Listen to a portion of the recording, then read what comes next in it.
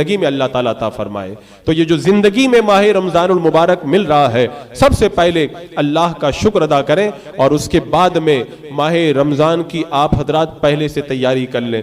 تیاری کا یہ مطلب نہیں ہے کہ روح افزا لا کر کے رکھ دیں، یہ جو ہے وہ پکوان لا کے رکھ دیں، کسٹرڈ لا کے رکھ دیں، یہ سامان، یہ تو تیاری اپنی جگہ ہے۔ اصل تیاری ماہ رمضان المبارک کی یہ ہے کہ برکت والا مہینہ ہمارے درمیان جلوہ افروز ہو رہا ہے، توبہ کر لیں، گناہوں سے اپنے آپ کو پاک صاف کر لیں، اور اس ماہ رمضان کے اندر اس حال میں داخل ہو کہ اللہ تبارک و تعالی ہم سے راضی ہو۔ ایک بات ہمیشہ یاد رکھیں کہ اگر کوئی بندہ یہ چاہتا ہے کہ جب رمضان کا چاند نظر آئے گا تو میں نیک بن کر کے نیکی کروں گا، تو میں کہتا ہوں پورا مہینہ گزر جائے گا، وہ جس طرح سے نیکی کرنا چاہیے نہیں کر پائے گا۔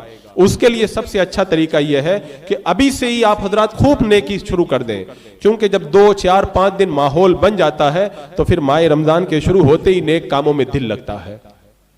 ورنہ میں نے کتنے لوگوں کو دیکھا کہ وہ سوچتے ہیں کہ جب رمضان المبارک آئے گا تو میں نیک بن جاؤں گا، اور پھر جب رمضان المبارک کا مہینہ شروع ہو جاتا ہے بولے ہاں کل سے مجھے یہ کرنا ہے، اور پھر دوسرے دن پلان بناتا ہے کہ میں کیا کروں، پہلے قرآن شریف پڑھ لوں اور پھر یہ کر لوں، اور کتنے ایسے لوگ پورا مہینہ گزر جاتا ہے اور وہ کسی طرح سے قابل قدر نیکیاں انجام نہیں دے پاتے ہیں۔ تو اس کے لیے سب سے اچھا اور آسان طریقہ یہ ہے، آج ہی آپ لوگ اپنا کچھ وقت نکال کر کے ماہ رمضان کا ایک شیڈول بنا لیں، ماہ رمضان کے لیے ایک ٹارگٹ متعین کر لیں کہ ہمیں ماہ رمضان میں چاند نظر آنے سے لے کر کے عید کا چاند نظر آنے تک دن میں کیا کرنا ہے، رات میں کیا کرنا ہے، کیا کیا پڑھنا ہے، اور کس انداز کے اندر کب کب کتنے منٹ تک عبادت کرنی ہے۔ اور میں یہ مشورہ دوں گا کہ بہتر یہ ہوگا ایک کاپی کے اندر آپ لوگ باقاعدہ لکھ کر کے رکھ لیں کہ فجر بعد میں یہ پڑھوں گا، ظہر میں یہ کام کروں گا، عصر کی نماز کے بعد یہ کروں گا، مغرب میں یہ کروں گا، عشاء کی راتوں میں اس طرح عبادت کروں گا۔ جب آپ اپنا ایک ٹارگٹ بنا لیں گے تو انشاءاللہ آپ کو نیک کام میں بڑا لطف آئے گا اور بڑا مزہ آئے گا۔ حضرت امام غزالی رحمۃ اللہ تعالی علیہ فرماتے ہیں کہ جس کی زندگی میں ترتیب نہیں ہوتی ہے وقت کے اندر، اس کی زندگی برباد ہو جاتی ہے۔ اور صحیح بات ہے، کتنے لوگ یہ کروں کے اندر ٹائم خراب کر دیتے ہیں۔ تو بہتر یہ ہے کہ پہلے سے ایک ٹارگٹ بنا لیں۔ رب نے فرمایا نا کہ فاستبقوا الخیرات، نیک کاموں کے اندر ایک دوسرے سے آگے بڑھو۔ تو اب ایک ٹارگٹ بنا لو کہ ہمیں ماہ رمضان المبارک کے اندر اس انداز کے اندر نیکیاں کر کے خوب آگے بڑھ جانا ہے۔ وہ حدیث پاک میں جو فرمایا گیا کہ میرے آقا صلی اللہ تعالیٰ علیہ وسلم، حضرت کعب بیان کرتے ہیں اللہ کے رسول علیہ السلام نے ارشاد فرمایا سب لوگ میرے ممبر کے پاس آ جاؤ۔ اب صحابہ کرام ممبر کے پاس جمع ہو گئے۔ میرے آقا علیہ السلام ممبر کے پاس صحابہ کو بلا رہے ہیں، بڑی اہم بات ہے تبھی تو بلا رہے ہیں۔ اب صحابہ کرام جب ممبر رسول کے پاس جمع ہو گئے، اللہ اکبر، کتنا روحانی سما ہوگا وہ، کونین کا دولہ ممبر پر جلوہ افروز ہو، وہ ممبر نور پر، اور صحابہ کا نورانی مجمع وہ چاند تاروں کی طرح جگمگاتے ہوئے ہدایت کے ستارے سب مجمع کی شکل کے اندر تشریف فرما ہو۔ اب میرے آقا علیہ السلام ممبر پہ تشریف فرما ہوئے، آپ نے پہلے زینے پہ قدم رکھا، کہا آمین، دوسرے زینے پہ قدم رکھا، کہا آمین، تیسرے زینے پہ قدم رکھا، کہا آمین۔ اب صحابہ کرام حیران ہیں، ایسا کبھی بھی نہیں ہوا۔ جب آپ ممبر سے نیچے تشریف لائے، صحابہ کرام نے عرض کی یا رسول اللہ، اس سے پہلے تو ایسا کبھی بھی نہیں ہوا۔ آج جب ممبر پہ آپ جب تشریف لے جا رہے تھے، آپ نے 3 مرتبہ آمین کا بات سمجھ میں نہیں آئی۔ اللہ کے رسول علیہ السلام نے ارشاد فرمایا جب میں نے ممبر کے پہلے زینے پہ قدم رکھا، حضرت جبریل نے کہا ہلاک ہو وہ بندہ جس نے ماہ رمضان پایا اور اپنی مغفرت نہ کروائی۔ تو میں نے کہا آمین۔ اب آپ سوچیں، آپ لوگوں میں سے اور ہم لوگوں میں سے کتنے، بلکہ سب لوگوں نے ماہ رمضان مبارک پائے ہیں۔ کیا ہم نے اپنی مغفرت کروا لی؟ پچھلے رمضان میں کیا ہم نے اتنی نیکیاں کی کہ ہماری مغفرت ہو جائے؟ اس سے پہلے بھی ماہ رمضان آیا تھا، اس سے پہلے بھی آیا تھا۔ کسی نے 10 رمضان کے مہینے پائے بالغ ہونے کے بعد، کسی نے بالغ ہونے کے بعد 20، کسی نے 30، کسی نے 50 مہینے ماہ رمضان کے پا لیے۔ ایک ماہ رمضان مبارک اگر کوئی بندہ پا لے اور وہ اپنی مغفرت نہ کروائے، حضرت جبریل کہہ رہے ہیں وہ ہلاک ہو جائے، میرے آقا فرماتے آمین۔ ادھر ملائکہ کے سردار کہہ رہے ہیں اور ادھر انبیاء کے سردار آمین کہہ رہے ہیں۔ اب آپ سوچیں سوچیں، اپنا جائزہ لیں، ہم میں سے کتنے ایسے لوگ ہیں جنہوں نے ماہ رمضان پا کر کے اپنی مغفرت کروائی ہے؟ اگر کروائی ہے سب کو مبارکباد ہے جنہوں نے اپنی مغفرت کروا لی، لیکن اگر ماہ رمضان المبارک پانے کے بعد ہم نے اپنی مغفرت نہ کروائی تو کیا یہ ہلاکت نہیں ہے ہمارے لیے؟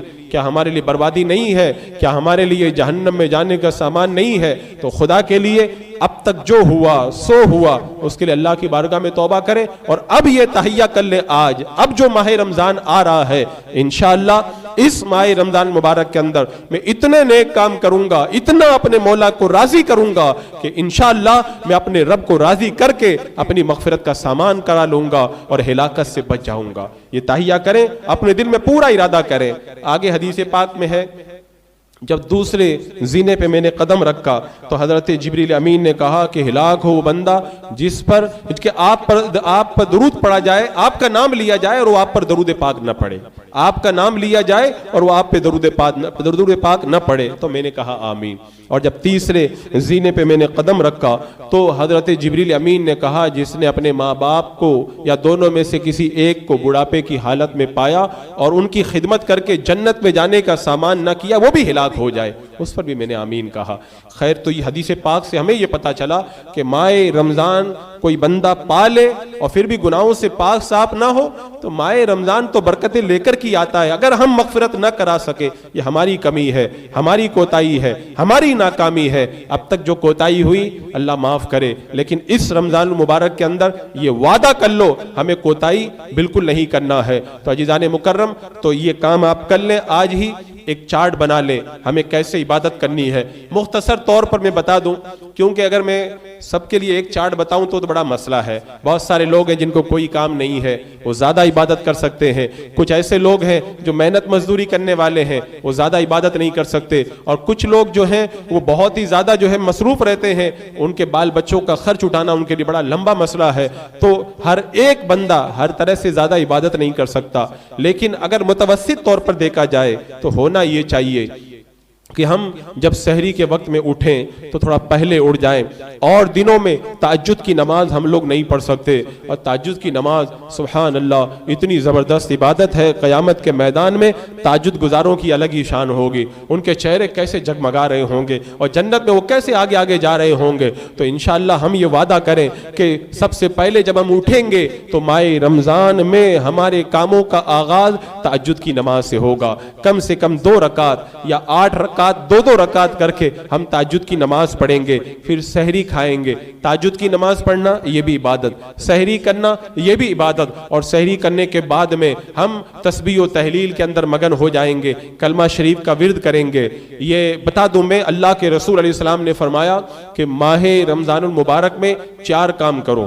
میرے آقا نے فرمایا ماہ رمضان المبارک میں 4 کام کرو، 2 کام اللہ کو راضی کرنے کے لیے کرو، اور 2 کام اس لیے کرو کہ ان 2 کاموں سے تم بے نیاز نہیں ہو، ان 2 کاموں کی تمہیں ضرورت ہے۔ تو ماہ رمضان میں یہ 4 کام بھی آپ کو کرنے ہیں۔ پہلا کام، میرے آقا فرماتے ہیں کہ ماہ رمضان المبارک میں کثرت سے کلمہ شریف کا ورد کرو، لا الہ الا اللہ محمد رسول اللہ، خوب پڑھو۔ ماہ رمضان میں کون وظیفہ بتا رہا ہے؟ یہ میرا اور آپ کا بتایا وظیفہ نہیں ہے، خود آقا کریم سید المعصومین صلی اللہ تعالی علیہ وسلم نے یہ وظیفہ بتایا ہے۔ اگر کہیں کسی کو وظیفہ پوچھنا ہے تو کہیں جانے کی ضرورت نہیں ہے، میرے آقا علیہ السلام نے ماہ رمضان کا وظیفہ ہمیں پہلے ہی بتا دیا کہ اگر ماہ رمضان میں تمہیں کوئی وظیفہ پڑھنا ہے تو لا الہ الا اللہ محمد رسول اللہ یہ وظیفہ پڑھو۔ کتنا پڑھو؟ تم جتنا پڑھ سکتے ہو اتنا پڑھو۔ میں تو کہتا ہوں اتنا پڑھو کہ اس کلمے کے رنگ کے اندر رنگ جاؤ اور تمہارا دل روشن اور تابناک ہو جائے، اور اس کی برکتیں اتنی زیادہ ہیں،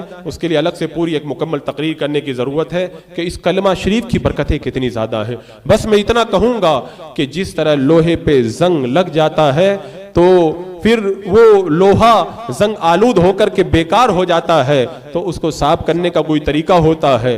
تو دل میں اگر زنگ لگ جائے اور بالکل لوہے پہ زنگ لگے ہوئے کی طرح دل ایک دم بالکل بیکار ہو جائے، اگر کوئی بندہ اس کلمہ کو پڑھے سارا زنگ دور ہو جائے گا اور دل چماچم کرنے لگے گا، جگمگانے لگے گا۔ یہ اتنا بہترین وظیفہ ہے۔ میرے آقا فرماتے ہیں دوسرا کام جو اللہ کی رضا کے لیے ماہ رمضان میں کرو وہ ہے कसरत से तौबा इस्तगफार करो, अस्तगफिरुल्लाह रब्बी मिन कुल्लि ज़ंबिन व अतूबु इलैहि, या अस्तगफिरुल्लाह अस्तगफिरुल्लाह। लेकिन एक बात याद रखें, जब भी इस इस्तिगफार को करें तो उस वक्त दिल हाजिर हो और दिमाग में ये तसव्वुर हो कि इधर बंदा पढ़ रहा है कि अल्लाह मैं तेरी बारगाह में अपने गुनाहों से तौबा कर रहा हूँ, अस्तगफिरुल्लाह रब्बी मिन कुल्लि ज़ंबिन, और दिमाग के अंदर ये ख्याल रहे अल्लाह मैंने फला गुनाह किया था उससे भी तौबा कर रहा हूँ, मैंने फला गुनाह किया था उससे भी तौबा कर रहा हूँ। अपने गुनाहों को याद कर कर के तौबा इस्तगफार करें, फिर देखो अल्लाह ताला कैसी बरकतें अता फरमाता है। फिर मेरे आका फरमाते हैं 2 काम और करो माह रमजान में।